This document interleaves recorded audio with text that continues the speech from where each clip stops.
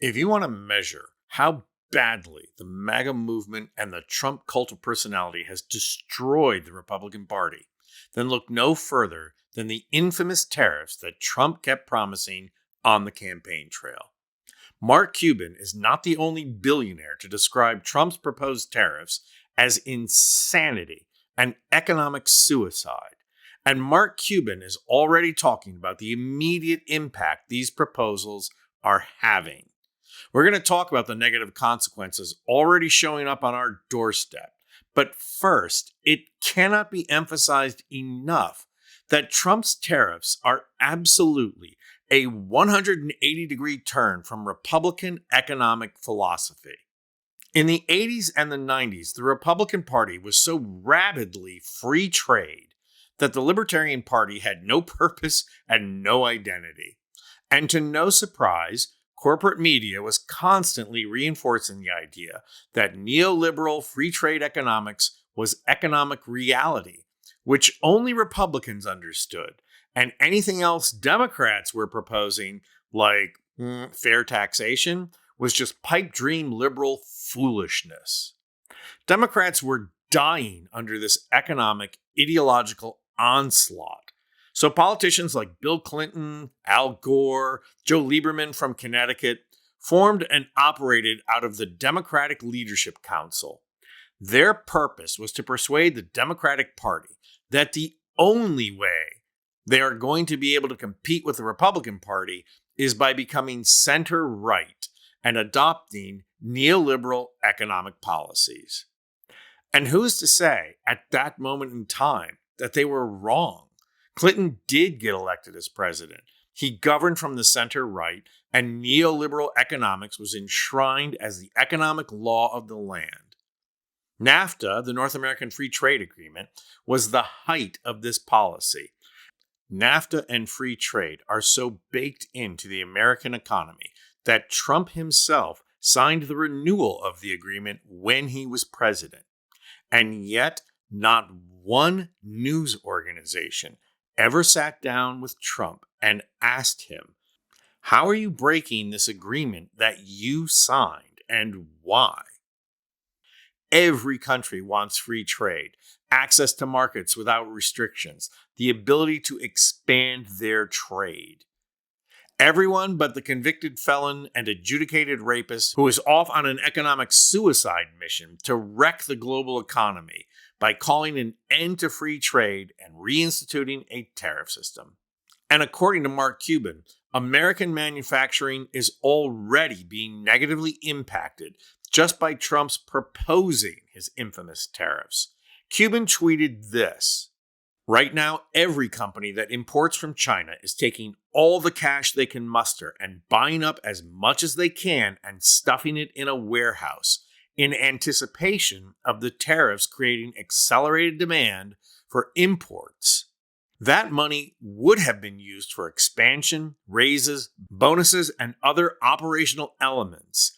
Because cash is relatively expensive and it costs money to store inventory, those companies will increase prices as if they had paid the expected higher tariffs."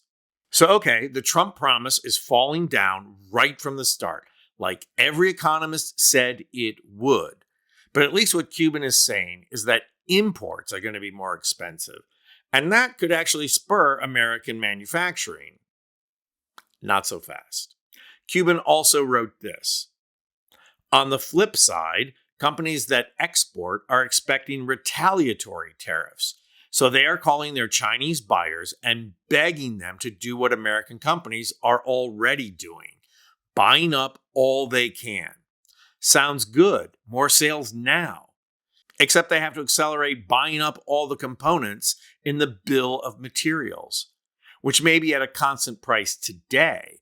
But if other companies need those components, the prices go up."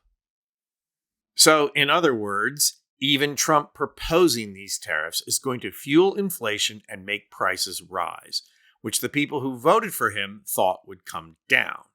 And just like Cuban said, it's already happening.